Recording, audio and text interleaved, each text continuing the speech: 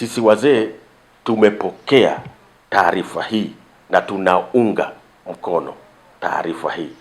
Ni mwenyekiti wa Baraza la Ushauri Wazee Taifa, David Sendo, akizungumza na waandishi wa habari leo ofisini kwake juu ya tume ya rais iliyokuwa ikichunguza matukio ya uvunjifu wa amani wakati na baada ya uchaguzi mkuu 2025, ambayo imewasilisha ripoti yake jana kwa Rais wa Jamhuri ya Muungano wa Tanzania, Dr. Samia Suluhu Hassan. Na tunakubaliana na mapendekezo yaliyotolewa na tume, na pia tunaitikia na kukubali ushauri wa rais na hatua atakazochukua. Katika maoni ya baraza hilo, wakatangaza kuunga mkono ripoti ya tume hiyo. Ile tume kwa utangulizi imekidhi haja. Manake Mheshimiwa Chande alipokuwa anazungumza alikuwa anatoa utangulizi wa ripoti ile.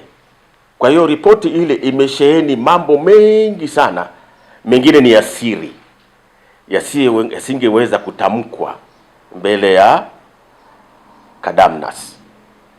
Yatafanyiwa mchujo, yatafanyiwa kazi kwa usiri wa serikali. Kisha baraza hilo likagusia kauli mbiu za vyama vya siasa ambazo zimetajwa na tume hiyo kuwa zilikuwa kichocheo kikubwa cha vurugu ambazo zilitokea wakati wa uchaguzi mkuu. Siku zote unapotaka kujenga nchi, unapotaka kutoa kauli, ni vema ukawa makini. Na vyama vyetu hivi vya siasa ni vyema vikawa makini kabla ya kutoa kauli.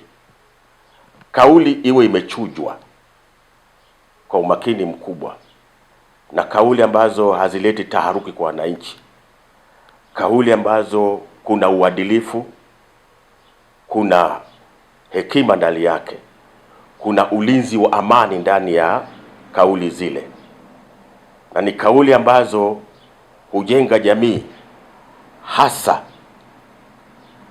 vizazi vyetu vya sasa na vinavyoendelea. Ukiwa na kauli ambayo huleta uchochezi, tayari na wewe ni chanzo cha vurugu.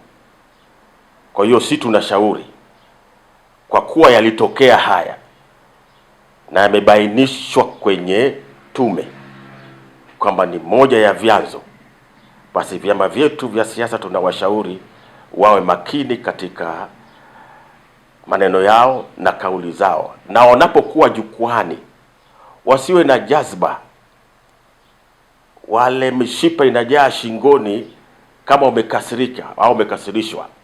Ni kwa nini? Tuzungumze kwa upole na kujua kwamba hawa Watanzania wana uelewa mkubwa sana, wanafahamu kuchuja wao wenyewe pia.